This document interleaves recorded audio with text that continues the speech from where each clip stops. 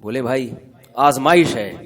وہ یہی سوچے گا نا بھائی اللہ کے اختیار میں ہے نا, اللہ تو جو چاہیں کر لیں. اب اگر اللہ ہفتے کو منع کر رہے ہیں لیکن دریا میں مچھلیاں ہفتے کے دن زیادہ آ رہی ہیں, تو کبھی بھی یہ چیز نعمت. دیکھو جب ہم شکار کے لیے جائیں اور اس دن مچھلیاں زیادہ لگ رہی ہوں تو ہم کہتے ہیں آج اللہ کا ہم پہ بہت بڑا فضل ہے. تو نعمت اگر اللہ کی طرف سے مل رہی ہو, چاہے وہ مچھلی کی کس صورت میں مل رہی ہو, چاہے وہ شہد کی صورت میں مل رہی ہو, گوشت کی صورت میں مل رہی ہو, تو حلال نعمت تو کیا ہوتی ہے؟ حلال ہوتی ہے. لیکن اگر اللہ کسی چیز پہ پابندی لگائیں یہ مت کرو, اور پھر وہ وافر مقدار میں وہی چیز ملنا شروع ہو جائے, تو سمجھ لو کہ یہ کیا ہے؟ عذاب ہے, آزمائش ہے, یہ نعمت نہیں ہے. بنی اسرائیل کے ساتھ ایسا ہی ہوا. اللہ نے ان کو آزمائش میں ڈالا کہ بھئی ہفتے کی دن مچھلی کا شکار نہیں کرنا. پورا ہفتہ کر لیتے بھائی, اتوار بھی کر سکتے ہو, پیر بھی کر سکتے ہو. تو یہ نہیں تھا کہ باقی 6 دنوں میں قحط پڑا رہے گا, ایسا کچھ نہیں تھا. باقی 6 دنوں میں بھی ملیں گی, ہفتے کو اور زیادہ ہو جائیں گی. تو آزمائش ہے. اسی طرح اللہ نے ایک آزمایا ایک اور قوم کو کہ اللہ تعالیٰ کی عادت ہے نا کہ جب آزماتے ہیں نا بعض دفعہ تو وہ چیز بڑھا دیتے ہیں. قرآن مجید میں ہے کہ صحابہ کرام کو اللہ نے فرمایا یا ایھا الذین آمنوا لا تقتلوا الصید وانتم حرم, اے ایمان والو جب تم احرام کی حالت میں ہو تو شکار مت کرنا. اب تو وہاں پر شکار ہے ہی نہیں نا, وہ تو اتنی آبادی بڑھ گئی ہے, سب جانور چلے گئے. پہلے لوگ مہینوں مہینوں کے سفر کر کے جب حدود حرم میں داخل ہوتے تھے, بلکہ حدود حرم سے پہلے بھی جب احرام باندھے ہوئے ہوتے تھے, تو مسافر کو اگر کوئی 12 سنگا نظر آ جائے, اس زمانے کی آپ بات سوچیں, اس کو کیسا خوشی ہوگی نا کہ میں یہ کھا لوں, یا کوئی حلال جانور نظر آ جائے جس کا شکار کرنا ہو. کئی مہینوں کی احرام کی حالت ہو اور کئی مہینوں کی بھوک پیاس ہو, ایسی صورت میں جب کوئی شکار ملتا ہے تو اس وقت کیا صبر کا عالم ہوگا ان لوگوں کا, یہ ہم اور آپ اس زمانے میں تصور نہیں کر سکتے.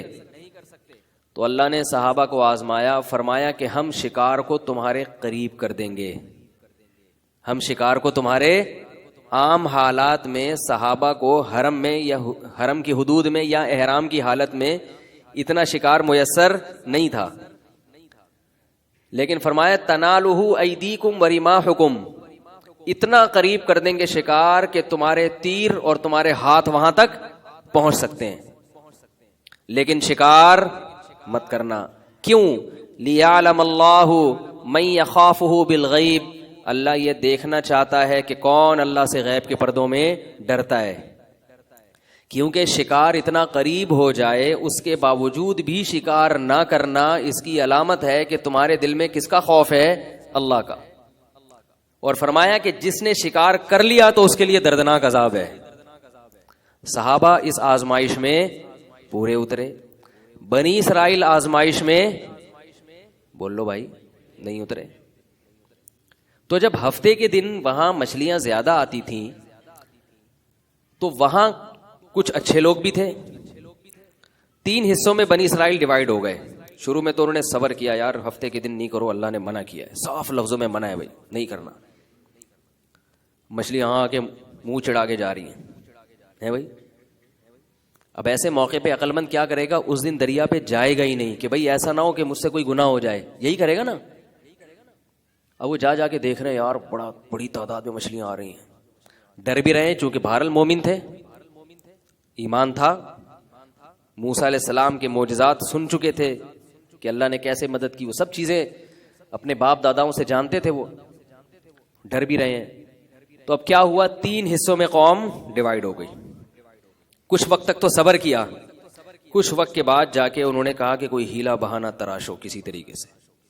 یہ اتنا مال ہفتے کے دن آتا ہے اور خیر و عافیت کے ساتھ, یہ مال اتوار سے پہلے اتوار کی ڈیٹ تبدیل ہونے سے پہلے یہ گھڑیاں کیلنڈر دیکھتی ہیں, یہ مچھلیاں گھڑی دیکھتی ہیں, کیلنڈر دیکھ کے آتی ہیں یہ. اور اتوار کا دن شروع ہونے سے پہلے یہ پتلی گلی ہر دور میں ہر جگہ رہی ہے. پتلی گلی کی بڑی اہمیت ہے بھائی. تو یہ مچھلیاں کیا کرتی ہیں, اتوار سے پہلے پتلی گلی سے نکل لیتی ہیں. اب یہ خود سوچنے کی بات ہے نا کہ مچھلی کو کس نے بتایا کہ کل سنڈے ہے، کل اتنا نہیں آنا، سیٹرڈے کو آنا ہے؟ ظاہر ہے عقل مند ہوتے تو سوچ لیتے کہ یہ کون ہے، یہ کس کی طرف سے ہو رہا ہے؟ اللہ کی طرف سے ہو رہا ہے، یہ نعمت نہیں ہے، یہ آزمائش ہے۔ لیکن کیا شہوت پہ جب انسان غالب آتا ہے نا، اپنی خواہشات کا غلام بنتا ہے، تو وہ دلائل کے تانے بانے سب ایک طرف رہ جاتے ہیں۔ دب دلائل کہاں رہ جاتے ہیں؟ ایک طرف، کہتا بس کر لو، بعد میں دیکھا جائے گا، توبہ کر لیں گے، یا یہ کر لیں گے، یوں کر لیں گے۔ کچھ نہ کچھ سوچ کے بالآخر انہوں نے کیا کیا؟ انہوں نے کہا ایسا کرو کہ کم از کم جال لگا کے ان کو روک لو، نکالیں گے اتوار کے دن، پکڑیں گے کب؟ جال لگا کے ان کو بریک کر لو، روک لو ان مچھلیوں کو۔ حالانکہ مقصد تو یہی تھا نا کہ ہفتے کے دن شکار نہیں کرنے کا مطلب مچھلی پکڑنا نہیں، جب پکڑ لی آپ کی گرفت میں آ گئی تو شکار تو ہو گیا نا، نکالنے میں کون سا تکلف، کتنا ٹائم لگتا ہے بھائی آپ سے کسی نے کہا یہ مچھلی نہیں پکڑنا، آپ نے کہا نہیں پکڑ رہا، اور چاروں طرف جال لگا کے اس کو رسی ڈال کے آپ نے روک لیا، تو پکڑ تو لیا نا، پکڑ تو لیا اس کو۔ تو ہفتے کے دن جال لگا کے جمع کر لیتے اور اتوار کو وہ جال کھینچ کے نکال لیتے۔ برائی پہ کیا لیبل لگایا جو میں بتانا چاہ رہا ہوں؟ اچھائی کا، کہ بھئی اب تو ہم ہفتے کو تھوڑی کر رہے ہیں، ہم تو اتوار کو کر رہے ہیں۔ تو ایک فریق تو یہ تھا جنہوں نے یہ کام شروع کر دیا، دوسرا فریق وہ تھا جنہوں نے اس سے اپنے آپ کو بچا کے رکھا، لیکن انہوں نے تبلیغ بھی نہیں کی۔ انہوں نے کہا یہ قوم فضول ہے، اس کو سمجھانا بیکار ہے، یہ نہیں مانے گی، بس اللہ کا عذاب نہ آ جائے تو کنارہ کشی اختیار کرو۔ کچھ نیک لوگ ایسے تھے جو چند تھے، جو نہ صرف یہ کہ خود بچے بلکہ اس قوم کو بھی بچانے کی کوشش کی، کیونکہ جو مبلغ ہے نا اس کو تانے ملتے ہیں،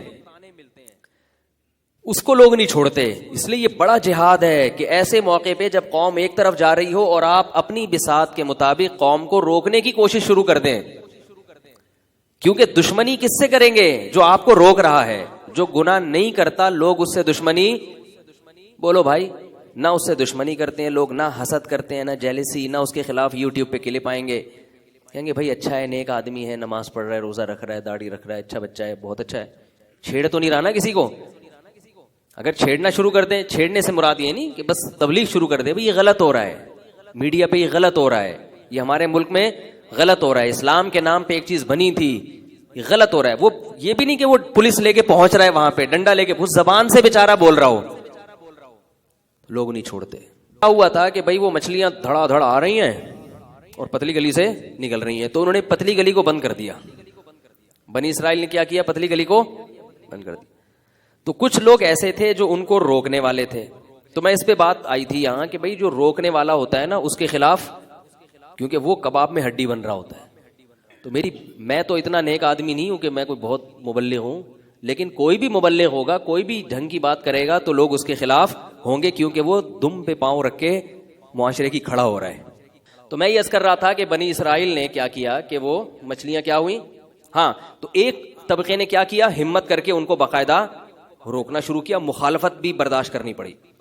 جب جو مبلغین تھے، تبلیغ کرنے والے، انہوں نے قوم کو روکا، غلط کر رہے ہو، غلط کر رہے ہو، غلط کر رہے ہو۔ جب بھی آپ کسی کے مزوں پر پابندی لگائیں گے تو اس کو غصہ تو آئے گا، بھائی اتنی مچھلیاں فری پھوکڑ میں مل رہی ہیں اور تسلی سے پھر وہ کباب بنا بنا کے کھاتے ہوں گے۔ تو جب اللہ بھی مہلت دیتے ہیں کہ بھئی شاید توبہ کر لے، شاید توبہ کر لے، شاید توبہ کر لے، تو جو مبلغ تھے انہوں نے روکا۔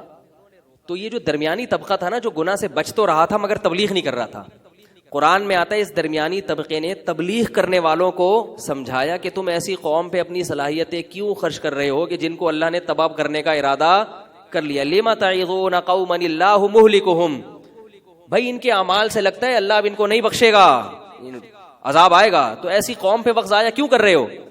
تو جو مبلغ تھے انہوں نے کیا جواب دیا، مَعْذِرَةً إِلَىٰ رَبِّكُمْ وَلَعَلَّهُمْ يَحْذَرُونَ، بھائی عین ممکن ہے کہ شاید اللہ ان میں سے کسی کو ہدایت دے دے۔